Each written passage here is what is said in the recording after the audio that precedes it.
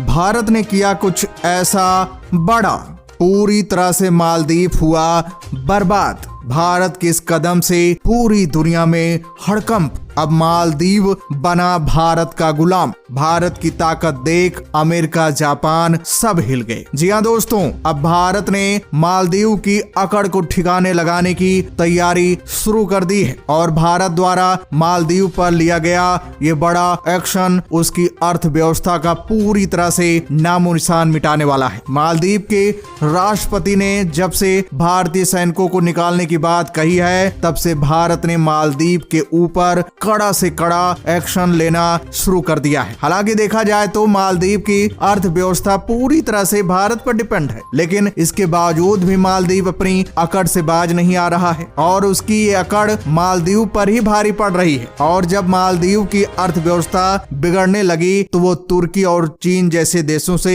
मदद मांगते फिर रहा है। दरअसल हुआ ये है कि भारत ने मालदीव को सबक सिखाने की तैयारी एक बड़े कदम से शुरू की है। जैसा कि आपको मालूम होगा कि हाल ही में कुछ दिनों पहले भारत के प्रधानमंत्री नरेंद्र मोदी लक्षद्वीप के दौरे पर गए हुए थे। प्रधानमंत्री नरेंद्र मोदी लक्षद्वीप के दौरे पर एक टूरिज्म के रूप में गए थे, जहां पर उन्होंने समुद्र के किनारे का मनमोहक आनंद लेते हुए वहां के नए नए लोगों से मिलते हैं। और भारत का यही कदम मालदीव की अर्थव्यवस्था पर भारी पड़ रहा है और मालदीव चीन और तुर्की जैसे देशों से मदद मांग रहा है। आपको बता दें कि मालदीव की जो ज्यादातर अर्थव्यवस्था है वो केवल टूरिज्म सेक्टर से ही बनी हुई है और वो भी केवल भारत के बलबूते, क्योंकि भारत के ज्यादातर लोग मालदीव में छुट्टियां बिताने जाते हैं, जिससे मालदीव को काफी बड़ा फायदा होता है। यही नहीं, इसके अलावा भी भारत के समुद्री रास्ते से मालदीव जाने वाले कार्गो शिप ने अपने रास्ते को बदलना शुरू कर दिया है। पूरी खबर क्या है इस वीडियो में जानेंगे।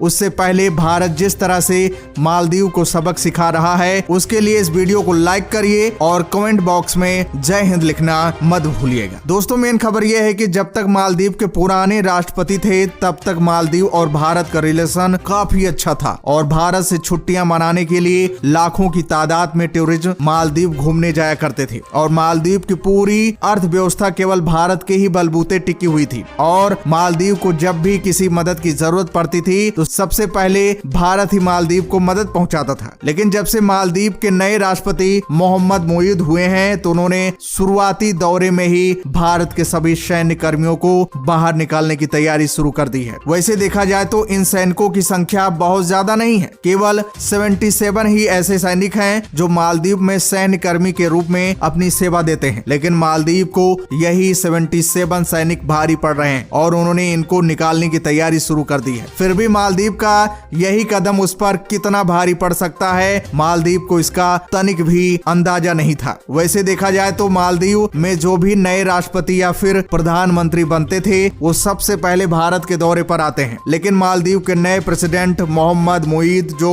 सबसे पहले तुर्की की विदेश यात्रा पर गए थे और भारत के सबसे नजदीक होने के बावजूद भी वो भारत का दौरा नहीं करते हैं। और तुर्की के बाद मालदीव के राष्ट्रपति ने चीन से मिलने का भी विचार बनाया और भारत मालदीव की इन्हीं हरकतों से काफी ज्यादा नाराज है। अगर आप इस मैप में देखें तो भारत मालदीव के सबसे नजदीक है, यानी कि अगर कोई भी आपातकालीन स्थिति में मालदीव को मदद की जरूरत पड़ती है तो भारत ही सबसे पहले उसकी मदद करता है। हालांकि श्रीलंका भी थोड़ा नजदीक है, लेकिन उसकी दूरी भारत की अपेक्षा कहीं ज्यादा है और मालदीव के रिलेशन श्रीलंका के साथ भी इतने अच्छे नहीं है जिससे वो मालदीव की मदद कर सके। एक रिपोर्ट के मुताबिक साल 2023 में लगभग 1 लाख से ज्यादा टूरिज्म मालदीव घूमने गए थे और आप इसी से अंदाजा लगा सकते हैं कि मालदीव की अर्थव्यवस्था में हम भारतीयों का कितना बड़ा योगदान है। लेकिन अगर इसके बावजूद भी मालदीव चालबाजी दिखाता है तो भारत चुप नहीं रहने वाला है और अब इसकी अकड़ को ठिकाने लगाने के लिए भारत ने लक्षद्वीप पर फोकस करना शुरू कर दिया है। भारत करोड़ों रुपए की इन्वेस्टमेंट लक्षद्वीप को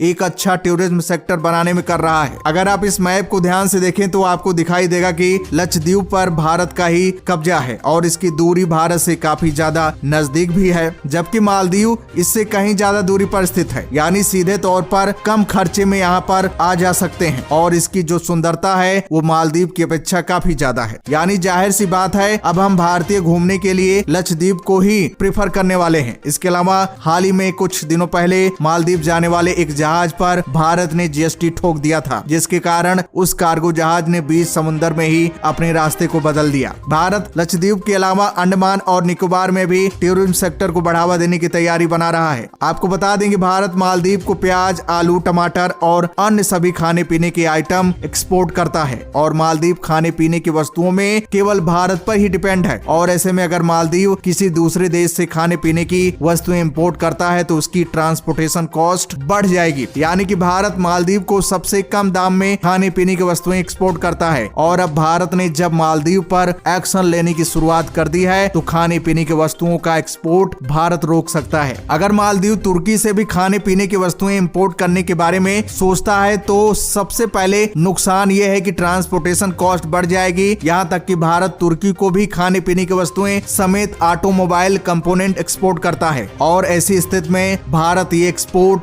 रोक भी सकता है, क्योंकि भारत को मिडिल ईस्ट समेत लगभग सभी अरब देशों का फ्री मार्केट एक्सेस मिला हुआ है, जहां पर भारत अपने प्रोडक्ट को ड्यूटी फ्री इंपोर्ट और एक्सपोर्ट कर सकता है। अगर मालदीव से भारत के इंपोर्ट को देखा जाए तो मालदीव भारत को केवल क्रूड ऑयल यानी कि कच्चा तेल एक्सपोर्ट करता है और वो भी भारत अपनी बहुत ही कम जरूरतों का क्रूड ऑयल मालदीव से इंपोर्ट करता है। और ऐसा इसलिए क्योंकि भारत को रसिया समेत कई सारे अरब देश ऑलरेडी सस्ते दामों में क्रूड ऑयल बेच रहे हैं और वैसे भी अब क्रूड ऑयल की जरूरत धीरे धीरे खत्म होती चली जा रही है और इसकी जरूरत केवल इंडस्ट्री और फैक्ट्री में ही रह जाने वाली है, क्योंकि भारत समेत सभी देश रिन्यूएबल एनर्जी पर काम करना शुरू कर चुके हैं और इसमें भारत की रिलायंस, अदानी ग्रुप और जीएसडब्ल्यू जैसी बड़ी बड़ी कंपनियां ऑलरेडी पार्टिसिपेट कर चुकी हैं। और हाल ही में भारत ने यूएई यानी कि संयुक्त अरब अमीरात से सीधे रुपए में कच्चे तेल को खरीदने की डील फाइनलाइज की है, जिसमें आगे चलकर भारत सस्ते दामों में एक बड़ी मात्रा में क्रूड ऑयल खरीदने वाला है। इसके अलावा भारत खुद अब सेल्फ डिपेंडेंट होना चाहता है और अंडमान निकोबार में रुके हुए तेल कुएं के प्रोजेक्ट पर फिर से काम स्टार्ट कर दिया है। जानकारों का मानना है कि यहाँ पर लगभग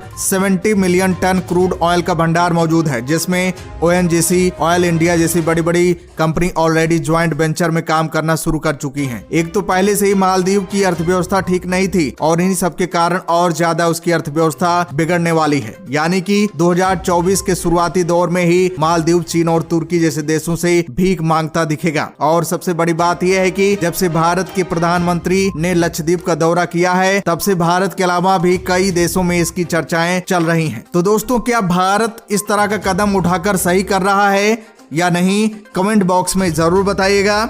और दोस्तों, वीडियो को लाइक करिए, शेयर करिए, सभी तक शेयर करिएगा, सभी तक ये जानकारी पहुंचनी चाहिए। तो दोस्तों, जय हिंद, जय भारत।